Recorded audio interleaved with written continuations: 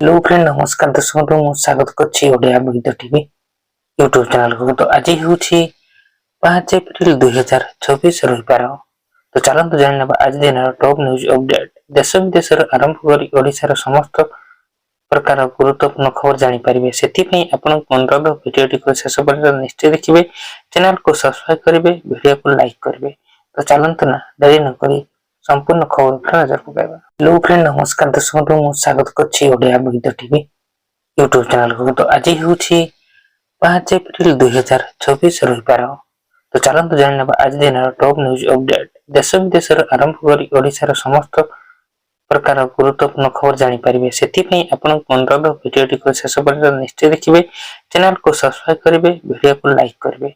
तो चलंतु ना देरी न करी संपूर्ण खबर पर नजर पकाइबा। सूचना होछि भारत आस्तवा ईरान तेल टैंकर चीन पड़ाइला जहाज ट्रैकिंग संस्था केपल सूचना अनुसार ईरान अशोधित तैल धरी भारत अभिमुखे आସୁଥିବା टैंकर समुद्र मझे बाट भांगी चीन पड़ाउथिबा सूचना मिली।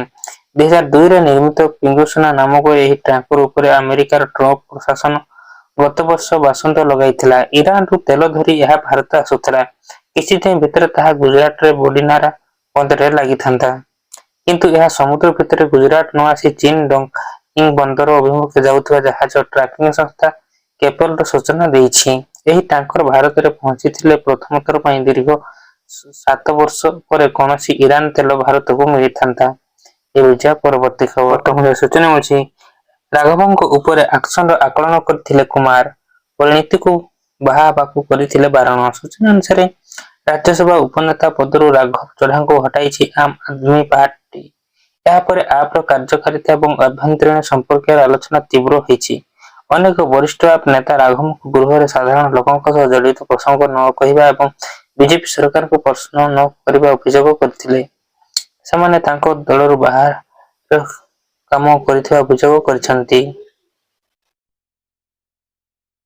एसब मध्य आपर प्रतिष्ठा सदस्य प्रसिद्ध हिंदी कवि कुमार विश्वासंकर प्राय 1.5 वर्ष तलर एक पुराना बयान भाइराल होइछि। एथिरे से राघव को विरोध रे कार्यानुष्ठान हेबो बोली भविष्यवाणी करथिले। खाली सेतिकि नुहे अभिनेत्री परिणीति को विवाह करके मध्य बारण करथिले। एबे परवर्ती खबर तमंदे सूचना मिलछि सरकारक बड़ निर्देश। सूचना अनुसार सरकार सोना क्रय संबंधी नियम गुड़िक आहुरी कठोर करबाकू जाउछंती। एही पदक्षेप अधीन देश मध्य सोना टैगिंग संबंधी कठोर नियम कार्यकारी करबा पई परिस्थिति चलछि, जहार लक्ष्य होछि कि हॉलमार्किंग रे अपव्यवहार संपर्क रे बढ़ुता चिंता को दूर करबा सहित सोनार शुद्धता एवं प्रमाणिकता सुनिश्चित करबा।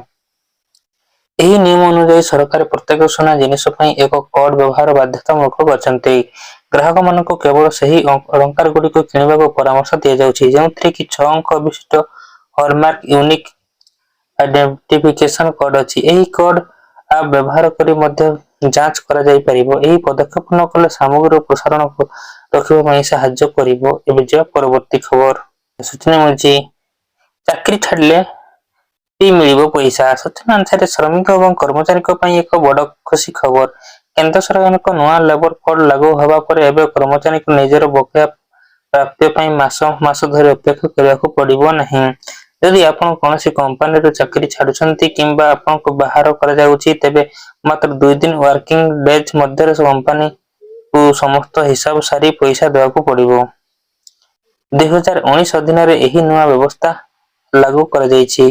पूर्वरु कर्मचारी माने चाकरी छाडिबा पर समानकर बकेया दरमा एवं अन्य राशि पाई 30 रु 90 दिन पर्यंत समय लागुतला। एही कारण कर्मचारी माने घर भड़ा देबा किंबा मासिक खर्च तुलाइबारे अनेक समस्यार सम्मुखीन होउथिले, किंतु एबे नया नियम अनुसार चाकरी शेष कार्य दिवस रे मात्र 48 घंटा मध्य सेटलमेंट करिबा बाध्यतामूलक।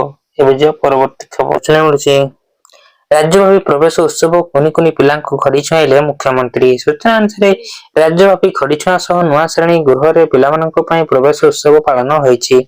राजभवन सरकार स्कूल रे आयोजित कार्यक्रम रे मुख्यमंत्री मोहन चरण माझी जोग देई कुनि कुनि पिलामानक खड़ी छुआइछंती। ओडिया पक्ष पालन अवसर विद्यालय और गणशिक्षा विभाग पक्षरु एही प्रवेश उत्सव और खड़ी छुआ उत्सव पालन करा जाइछि। कमलमती शिशुक शिक्षा क्षेत्र में नुआ परिकल्पना आनिबा पई एभली एक निष्पत्ति निया जाइथिला। पूर्व वर्ष मध्य एभली एक भव्य कार्यक्रम आयोजन होइथिला, ଚଳିତ ବର୍ଷ ପିଲାମାନଙ୍କ ସହ ଅଭିଭାବକମାନେ ମଧ୍ୟ ସାମିଲ ହେବେ। ଏହା ସହ ଶିକ୍ଷା ସଚେତନ ରଥ ମଧ୍ୟ ଜିଲ୍ଲାରୁ ଜିଲ୍ଲା ଗଡ଼ିବ। 6 ତାରିଖରୁ 10 ତାରିଖ ଯାଏ ଗଡ଼ିବ ଶିକ୍ଷା ରଥ। ଏବେ ଯିବା ପରବର୍ତ୍ତୀ ଖବର। ସୂଚନା ମିଳୁଛି ଖୁବ୍ ଶୀଘ୍ର ପ୍ରକାଶ ପାଇବ ସିବିଏସ୍ଇ ଦଶମ ରେଜଲ୍ଟ। ସୂଚନା ଅନୁସାରେ କେନ୍ଦ୍ରୀୟ ମାଧ୍ୟମିକ ଶିକ୍ଷା ବୋର୍ଡ ପକ୍ଷରୁ ଚଳିତ ବର୍ଷର ଦଶମ ଶ୍ରେଣୀ ପରୀକ୍ଷା ଫଳ ଖୁବ୍ ଶୀଘ୍ର ଘୋଷଣା କରାଯାଇପାରେ। ଯଦିଓ ବୋର୍ଡ ପକ୍ଷରୁ ଏପର୍ଯ୍ୟନ୍ତ କୌଣସି ନିର୍ଦ୍ଦିଷ୍ଟ ତାରିଖ ଘୋଷଣା କରାଯାଇନାହିଁ, ତଥାପି ଲକ୍ଷ ଲକ୍ଷ ଛାତ୍ରୀଙ୍କ ଅପେକ୍ଷାରେ ଅନ୍ତ ଖୁବ୍ କମ୍ ସମୟ ମଧ୍ୟରେ ଘଟିବାକୁ ଯାଉଛି। ଫଳ ପ୍ରକାଶ ପାଇବା ପରେ ପରୀକ୍ଷାର୍ଥୀମାନେ ବୋର୍ଡର ଅଫିସିଆଲ ୱେବସାଇଟ ସମେତ ବିଭିନ୍ନ ପ୍ଲାଟଫର୍ମରେ ନିଜର ସ୍କୋର କାର୍ଡ ଯାଞ୍ଚ କରାଇପାରିବେ। ଛାତ୍ରଛାତ୍ରୀମାନେ କିଛି ଅଫିସିଆଲ ୱେବସାଇଟ ମାଧ୍ୟମରେ ନିଜର ଫଳାଫଳ ଦେଖିପାରିବେ। ଏବେ ଯିବା ପରବର୍ତ୍ତୀ ଖବର। ସୂଚନା ମିଳୁଛି ଭାରତ ପାଇଁ ଖୁସି ଖବର। ଖୁବ୍ ଶୀଘ୍ର ହରମୁଜ ପ୍ରଣାଳୀ ଦେଇ ମୁମ୍ବାଇ ପହଞ୍ଚିବ ଏଲପିଜି ଟ୍ୟାଙ୍କର ସାନିଭି। ସୂଚନା ଅନୁସାରେ ହରମୁଜ ପ୍ରଣାଳୀରୁ ଭାରତ ପାଇଁ ଖୁସି ଖବର। ଭାରତୀୟ ପତାକା ଲାଗିଥିବା ଏଲପିଜି ଟ୍ୟାଙ୍କର ଗ୍ରୀନ ସାନିଭି ସଫଳତାର ସହ ହରମୁଜ ପ୍ରଣାଳୀ ଦେଇ ଗତି କରିଛି। ଏହି ଜାହାଜରେ ପ୍ରାୟ 44,000 ମେଟ୍ରିକ ଟନ୍ ଏଲପିଜି ଆସୁଛି। ଟ୍ୟାଙ୍କର ଗତକାଲି ହରମୁଜ ପ୍ରଣାଳୀ ପାର ହୋଇଛି ଏବଂ ଏପ୍ରିଲ 6 ତାରିଖ ସୁଦ୍ଧା ମୁମ୍ବାଇରେ ପହଞ୍ଚିବ ବୋଲି ଅନୁମାନ କରାଯାଇଛି। ମାର୍ଚ୍ଚ ମାସରେ ହରମୁଜ ପ୍ରଣାଳୀ ଦେଇ ଗତି କରୁଥିବା ଏହା ସପ୍ତମ ଭାରତୀୟ ଜାହାଜ। ଇରାନ କ୍ଲିୟରାନ୍ସ ଅପେକ୍ଷାରେ ଅନେକ ଭାରତୀୟ ତୈଳ ଏବଂ ଗ୍ୟାସ ଜାହାଜ ଏବେ ହରମୁଜରେ ଫସି ରହିଛି। ଏବେ ଯିବା ପରବର୍ତ୍ତୀ ଖବର। ସୂଚନା ମିଳୁଛି ଶୁଦ୍ଧ ଓଡ଼ିଆ ଭାଷାରେ ଲେଖା ହେବ ନାମ ଫଳକ। ସୂଚନା ଅନୁସାରେ ଶୁଦ୍ଧ ଓଡ଼ିଆ ଭାଷାରେ ଲେଖା ହେବ ଦୋକାନ ଏବଂ ବାଣିଜ୍ୟ ପ୍ରତିଷ୍ଠାନର ନାମ। ନ ଲେଖିଲେ ଆଇନ ଅନୁଯାୟୀ ହେବ ଦଣ୍ଡିତ। ଲୟର ପିଏମଜି ଓଡ଼ିଆ ପକ୍ଷ 2026 ପାଳନ ଅବସରରେ ଶ୍ରମ ବିଭାଗ ପକ୍ଷରୁ ସମସ୍ତ ଦୋକାନୀ ଓ ବାଣିଜ୍ୟ ପ୍ରତିଷ୍ଠାନ ମାଲିକଙ୍କୁ ଭଡ଼ା ବାର୍ତ୍ତା ଦିଆଯାଇଛି। ଏନେଇ ଭୁବନେଶ୍ୱରରେ ସଚେତନତା ରଥ ବାହାରିଥିବା ସହ ବିଭାଗ ପକ୍ଷରୁ ପଦଯାତ୍ରା ଆୟୋଜନ ହୋଇଛି। ଓଡ଼ିଆ ଭାଷା ଦୋକାନ ଓ ବାଣିଜ୍ୟ ପ୍ରତିଷ୍ଠାନ ଆଇନ ଅନୁଯାୟୀ ଓଡ଼ିଆରେ ନାମ ଲେଖିବା ବାଧ୍ୟତାମୂଳକ। ଯଦି କୌଣସି ଦୋକାନ ଏବଂ ବାଣିଜ୍ୟ ପ୍ରତିଷ୍ଠାନ ଓଡ଼ିଆରେ ନାମ ଫଳକ ନ ଲେଖନ୍ତି, ତେବେ ସେହି ପ୍ରତିଷ୍ଠାନର ମାଲିକଙ୍କୁ ପ୍ରଥମ ଥର ନିୟମ ଉଲ୍ଲଂଘନ ପାଇଁ ଅତି କମରେ 5,000 ଟଙ୍କାରୁ 10,000 ଟଙ୍କା ପର୍ଯ୍ୟନ୍ତ ଜରିମାନା ଦେବାକୁ ପଡ଼ିବ। ଦ୍ୱିତୀୟ କିମ୍ବା ପରବର୍ତ୍ତୀ ଉଲ୍ଲଂଘନ ପାଇଁ ଅତି କମରେ 10,000 ଟଙ୍କାରୁ 20,000 ଟଙ୍କା ପର୍ଯ୍ୟନ୍ତ ଜରିମାନା ଦେବାକୁ ପଡ଼ିବ। ଯଦି କୌଣସି ପ୍ରତିଷ୍ଠାନ ଏଭଳି ନାମ ଫଳକ ସ୍ପଷ୍ଟ ଭାବେ ଲେଖା ହୋଇନଥିବ, ତେବେ କେହି ବି ତୁରନ୍ତ ସ୍ଥାନୀୟ ଶ୍ରମ ଅଧିକାରୀ କିମ୍ବା ଶ୍ରମ କାର୍ଯ୍ୟାଳୟରେ ଅଭିଯୋଗ ଦାଖଲ କରିବା ପାଇଁ ବିଭାଗ ପକ୍ଷରୁ କୁହାଯାଇଛି। ଭୁବନେଶ୍ୱରରେ 8ଟି ଦଳ ନିୟମ ଉଲ୍ଲଂଘନକାରୀଙ୍କୁ ଧରିବେ। ସେହିଭଳି ଓଡ଼ିଶାର ସବୁ ଜିଲ୍ଲାରେ ସ୍କ୍ୱାଡ୍ ରହିବେ ବୋଲି ଶ୍ରମ କମିଶନର କହିଛନ୍ତି। ଏବେ ଯିବା ପରବର୍ତ୍ତୀ ଖବର। ବର୍ତ୍ତମାନ ସୂଚନା ମିଳିଛି ଉଚ୍ଚଶିକ୍ଷା ମନ୍ତ୍ରୀଙ୍କ ବଡ଼ ଘୋଷଣା। ବିଶ୍ୱବିଦ୍ୟାଳୟରେ ପୂରଣ ହେବ ଖାଲି ପଦବୀ। ସୂଚନା ଅନୁସାରେ ବିଶ୍ୱବିଦ୍ୟାଳୟରେ ଖାଲି ପଡ଼ିଥିବା 1400 ପଦବୀ ପୂରଣ ହେବ। ଏନେଇ ବଡ଼ ଘୋଷଣା କରିଛନ୍ତି ଉଚ୍ଚଶିକ୍ଷା ମନ୍ତ୍ରୀ ସୂର୍ଯ୍ୟବଂଶୀ ସୁରଜ। କୁଳପତି ନିଯୁକ୍ତି ଚୂଡ଼ାନ୍ତ ପର୍ଯ୍ୟାୟରେ ପହଞ୍ଚିଥିବା କହିଛନ୍ତି ଉଚ୍ଚଶିକ୍ଷା ମନ୍ତ୍ରୀ। ବିଶ୍ୱବିଦ୍ୟାଳୟ ସଂରକ୍ଷଣ ସଂଶୋଧନ ଆଇନ ଆସିବା ପରେ ବାଟ ଫିଟିଛି। ବିଶ୍ୱବିଦ୍ୟାଳୟଗୁଡ଼ିକୁ ଏ ନେଇ ନିର୍ଦ୍ଦେଶ ଦିଆଯାଇଛି। ଶିକ୍ଷକ ପଦବୀ ପୂରଣ ପାଇଁ ଏସ୍ଏସ୍ବିକୁ ମଧ୍ୟ ନିର୍ଦ୍ଦେଶ ଦିଆଯାଇଛି। ଜୁଲାଇ ପୂର୍ବରୁ 385 ଆସିଷ୍ଟାଣ୍ଟ ପ୍ରଫେସର ପଦବୀ ପୂରଣ ପାଇଁ ଓପିଏସ୍ସିକୁ ଦାୟିତ୍ୱ ଦିଆଯାଇଥିବା ମନ୍ତ୍ରୀ କହିଛନ୍ତି। ଏବେ ଯିବା ପରବର୍ତ୍ତୀ ଖବର। ବର୍ତ୍ତମାନ ଯାହା ସୂଚନା ମିଳିଛି ଶିଶୁ ବାଟିକା ମିଶିବ ଅଙ୍ଗନବାଡି। ରାଜ୍ୟରେ ଶିଶୁ ବାଟିକାର ପର୍ଯ୍ୟାୟକ୍ରମେ ମିଶିବ ସମସ୍ତ ଅଙ୍ଗନବାଡି। ଖଡିଛୁଆଁ ଉତ୍ସବରେ ମୁଖ୍ୟମନ୍ତ୍ରୀ ମୋହନ ମାଝୀ ଦେଲେ ବଡ଼ ସୂଚନା। ଏଣିକି ଶିଶୁ ବାଟିକାରୁ ପ୍ରାଥମିକ ଶିକ୍ଷା ଗୋଟିଏ ଛାତ ତଳେ ରହିବ। ପ୍ରାଥମିକ ଶିକ୍ଷାକୁ ଦୃଢ କରିବାକୁ ପ୍ରତି ଗାଁରେ ହେବ ମଡେଲ ସ୍କୁଲ। 5 ଏକର ଜାଗାରେ ନିର୍ମାଣ ହେବ ଗୋଦାବରୀ ମିଶ୍ର ପ୍ରାଥମିକ ବିଦ୍ୟାଳୟ। ଭୁବନେଶ୍ୱର ରାଜଭବନରେ ସ୍କୁଲ ପରିସରରେ ଆୟୋଜିତ ରାଜ୍ୟ ସ୍ତରୀୟ କାର୍ଯ୍ୟକ୍ରମରେ ମୁଖ୍ୟମନ୍ତ୍ରୀ ସାମିଲ ହେବା ସହ ପିଲାଙ୍କ ହାତ ଧରି ପାଠ ପଢାଉଥିଲେ। ଏବେ ଯିବା ପରବର୍ତ୍ତୀ ଖବର। ତମର ସୂଚନା ମିଳିଛି ପୁରୀ ଅନ୍ତର୍ଜାତୀୟ ବିମାନବନ୍ଦର ପାଇଁ ବାଟ ଖୋଲିଲା ଜଙ୍ଗଲ ଜମିକୁ ମିଳିଲା ଅନୁମତି। ସୂଚନା ଅନୁସାରେ ପୁରୀ ପ୍ରସ୍ତାବିତ ଶ୍ରୀ ଜଗନ୍ନାଥ ଅନ୍ତର୍ଜାତୀୟ ବିମାନବନ୍ଦର ପ୍ରକଳ୍ପ ପାଇଁ ଗୁରୁତ୍ୱପୂର୍ଣ୍ଣ ଅଗ୍ରଗତି ଘଟିଛି। କେନ୍ଦ୍ର ସରକାର ପକ୍ଷରୁ ଏହି ପ୍ରକଳ୍ପକୁ ଷ୍ଟେଜ 1 ଅନୁମୋଦନ ମିଳିଛି। ପରିବେଶ, ଜଙ୍ଗଲ ଓ ଜଳବାୟୁ ପରିବର୍ତ୍ତନ ମନ୍ତ୍ରଣାଳୟ ପକ୍ଷରୁ ଏହି ଅନୁମତି ଦିଆଯାଇଛି, ଯାହା ପ୍ରକଳ୍ପକୁ ଭୂମି ସ୍ତରରେ କାର୍ଯ୍ୟରତ କରିବାରେ ଏକ ବଡ଼ ପଦକ୍ଷେପ ଭାବେ ଦେଖାଯାଉଛି। ସୂଚନା ଅନୁଯାୟୀ ପୁରୀ ଜଙ୍ଗଲ ବିଭାଗ ଅଧୀନରୁ ପ୍ରାୟ 27,887 ହେକ୍ଟର ଜଙ୍ଗଲ ଜମି ଏହି ବିମାନ ବନ୍ଦର ପାଇଁ ଦିଆଯିବାକୁ ଅନୁମୋଦନ ମିଳିଛି। ଏବେ ଯିବା ପରବର୍ତ୍ତୀ ଖବର। ସୂଚନା ମିଳିଛି ଭାରତ ପାଇଁ ହେବ ଦ୍ୱିତୀୟ ମଧ୍ୟପ୍ରାଚ୍ୟ। ପ୍ରଚୁର ପରିମାଣରେ ଆସିବ ଏଲପିଜି ସହ ପେଟ୍ରୋଲ। ହରମୁଜକୁ ନେଇ ଆଉ ରହିବ ନାହିଁ ଚିନ୍ତା। ସୂଚନା ଅନୁସାରେ ଇରାନ ଏବଂ ଆମେରିକା ମଧ୍ୟରେ ଚାଲିଥିବା ଉତ୍ତେଜନା ମଧ୍ୟରେ ଷ୍ଟ୍ରେଟ୍ ଅଫ୍ ହରମୁଜ ପ୍ରଭାବଶାଳୀ ଭାବରେ ଅବରୋଧିତ ରହିଛି। ଇରାନ ବନ୍ଧୁତ୍ୱପୂର୍ଣ୍ଣ ରାଷ୍ଟ୍ରଗୁଡ଼ିକୁ ଏହି ପ୍ରଣାଳୀ ଦେଇ ନୌଚାଳନା କରିବାକୁ ଅନୁମତି ଦେଇଥିବା ବେଳେ ପୂର୍ବ ପରି ତେଲ ଯୋଗାଣ ସୁଗମ ଭାବରେ ପ୍ରଭାବିତ ହେବ ନାହିଁ। ଏହି ସମୟରେ ଆମେରିକାର ମେକ୍ସିକୋ ଉପସାଗର ସମ୍ପର୍କରେ ଏକ ପ୍ରମୁଖ ରଣନୈତିକ ପଦକ୍ଷେପ ଗ୍ରହଣ କରାଯାଇଛି।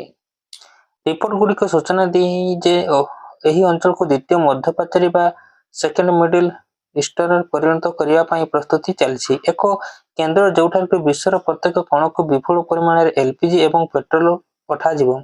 ଭାରତ ପାଇଁ ଏହା ସବୁଠାରୁ ସହଜ ଏବଂ ସବୁଠାରୁ କମ ଖର୍ଚ୍ଚରେ ଯୋଗାଣ ମାର୍ଗକୁ ପ୍ରତିନିଧିତ୍ୱ କରିବ।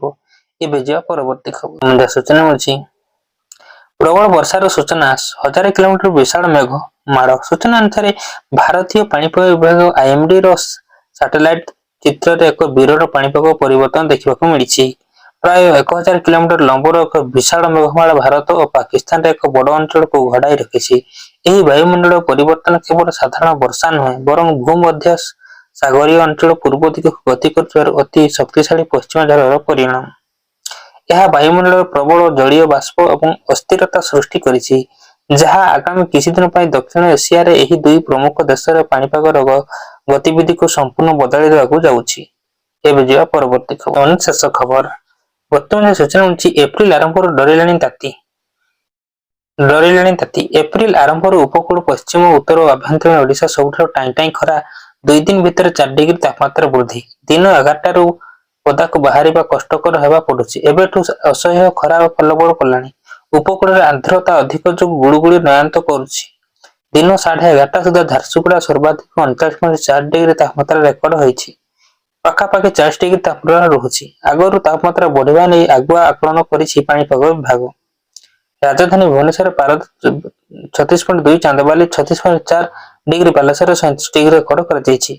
ଏହା ଥିଲା ଆଜିର ମୁଖ୍ୟ ଖବର। ତେଣୁକରି ବନ୍ଧୁଗଣ, ଭିଡିଓ ଯଦି ଭଲ ଲାଗୁଛି ଭିଡିଓକୁ ଲାଇକ୍ କରନ୍ତୁ, ଚ୍ୟାନେଲ ପାଇଁ ଯଦି ନୂଆ ତେବେ ସବସ୍କ୍ରାଇବ କରନ୍ତୁ, ଆଉ ପାଖରେ ଥିବା ବେଲ୍ ଆଇକନକୁ ଟଚ୍ କରି ଅଲ୍ ଉପରେ କ୍ଲିକ୍ କରନ୍ତୁ ଏବଂ ସାଙ୍ଗମାନଙ୍କ ସହିତ ବହୁ ମାତ୍ରାରେ ସେୟାର କରନ୍ତୁ, ଯାହା ଫଳରେ କି ଯେବେ ବି ଯେକୌଣସି ଲାଟେଷ୍ଟ ସୂଚନା ଆପଣମାନେ ଆମ ଚ୍ୟାନେଲ ମାଧ୍ୟମରେ ସର୍ବପ୍ରଥମେ ପାଇପାରିବେ। ବ୍ୟୁରୋ ରିପୋର୍ଟ ଓଡ଼ିଆ ବୈଧ ଟିଭି। ତ ଟିକେ ସବସ୍କ୍ରାଇବ କରିଦିଅନ୍ତୁ, ଜମାରୁ ସବସ୍କ୍ରାଇବ କରୁନାହାନ୍ତି, ଟିକେ ସବସ୍କ୍ରାଇବ କରିଦିଅନ୍ତୁ, ଯାହା ଫଳରେ ଆମକୁ ବି ଇଣ୍ଟରେଷ୍ଟ ହେବ ଅଧିକ ଭିଡିଓ ବନେଇବା ପାଇଁ। ରହୁଛି, ନମସ୍କାର, ଜୟ ଜଗନ୍ନାଥ, ଜୟ ମା ଲକ୍ଷ୍ମୀ।